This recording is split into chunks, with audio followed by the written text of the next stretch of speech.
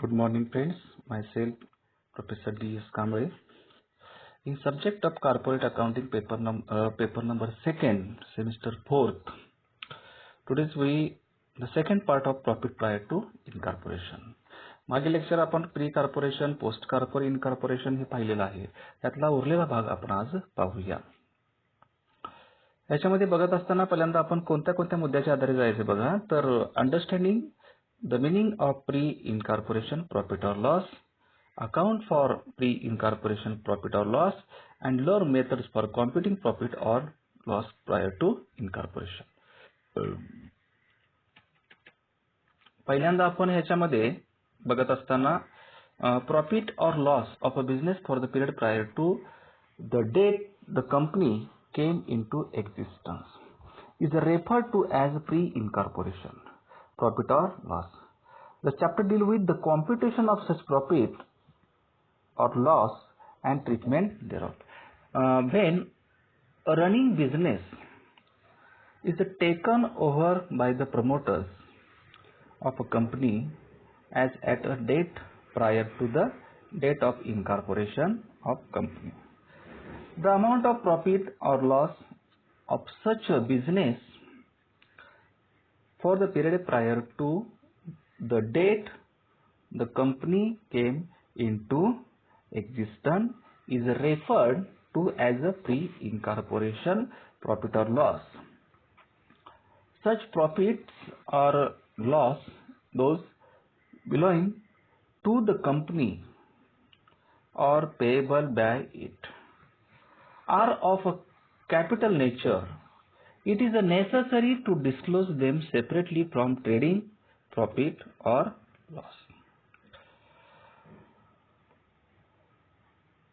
The general practice in this regard is that if there is a loss, it is either written off by debit to the profit and loss account or to a special account described as loss prior to incorporation and show as an assets in the balance sheet.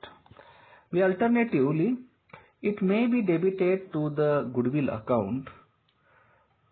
On the other hand, if a profit has been earned by business prior to the same being taken over and the same is not fully absorbed by an interest payable for the period, it is credited to capital reserve account or to the goodwill account. If any goodwill has been adjusted as an asset, the profit will not be available for distribution as a dividend among the members of the company. Second part, computing profit or loss prior to incorporation. The determination of such profit or loss would be a simple matter if it is possible to close the books and take the stock held by the business before the company came into existence. In such a case, the trial balance will be extracted from the books and the profit or loss computed thereafter. The books will be either closed off or the balance allowed continuing undistributed. Only the amount of profit or loss so determined being adjusted in the manner described above.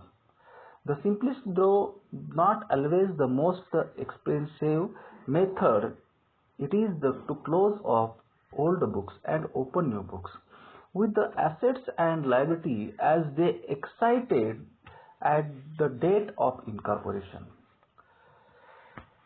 In this way, automatically the result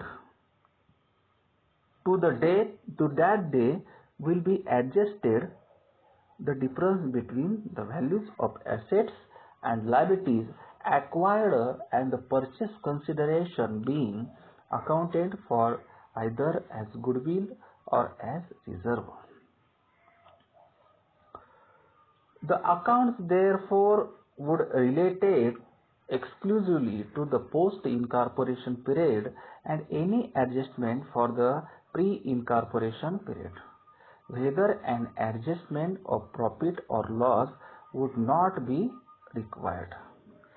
Since the decision to take over a business is usually times from the date when it is agreed to be taken over, it is normally not possible to follow any of the method appropriately. The only alternative left in the circumstances is to split up the profit of the year of transfer of the business to the company between pre and post incorporation period. This is done either on the time basis or on the turnover basis or by a method which accompanies by the two. Basis of method, it is gross profit or gross loss. Sales ratio on the basis of turnover is the respective period's first preference, or on the basis of cost of goods sold, it is in the respective period in the absence of any information regarding turnover second preference. Time ratio on the basis of time in the respective period in the absence of any information regarding turnover and the cost of goods sold, third preference, and variable expenses linked with the turnover, for example carriage and cartage. Sales ratio, outward selling and distribution expenses, commission to selling agents, traveling agents, advertising expenses, bad debts, brokerage, sales promotion, and fixed common charges, salaries, office and administrative expenses, rent, rates and taxes, printing and stationery, telephone, telegram and postage, depreciation, miscellaneous expenses, it is included in time ratio. Expenses exclusively relating to pre-incorporation period, for example interest on vendor capital, charge to pre-incorporation period, but if the purchase consideration is not paid on taking over of business, interest for the next or subsequent period is charged to post incorporation period.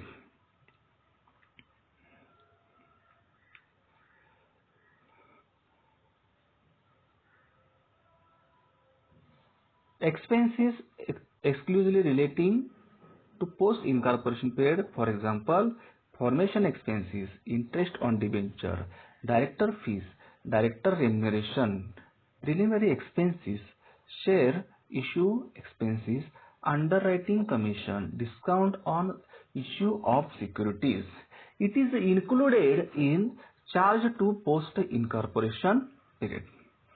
Audit fees. For companies audit under the Companies Act, first, and second, for tax audit under Section 44AB of the Income Tax Act 1961, in charge to post incorporation period on the basis of turnover in the respective periods.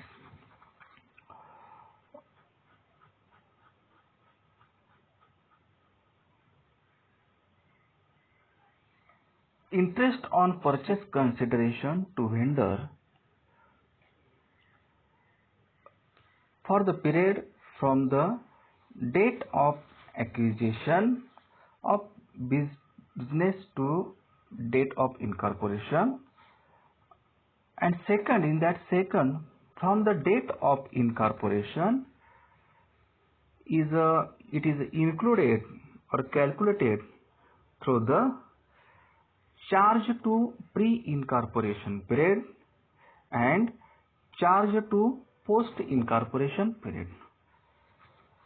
आजच्या ह्या सगळ्या सत्रामध्ये आपण profit prior to incorporation ह्या प्रकरणामध्ये आपण थोडक्यात ratio जे असतात किंवा आपलं जे कॅल्क्युलेशन जे असतं ते कोणत्या आधारावर करावं लागतं आणि ते विचारात घेत असताना कुठल्या कुठल्या पद्धती त्यामध्ये वापरायच्या हा भाग इथं आपण पाहिलेला आहे. उर्वरित भाग आपण पुढील लेक्चरला पाहूया.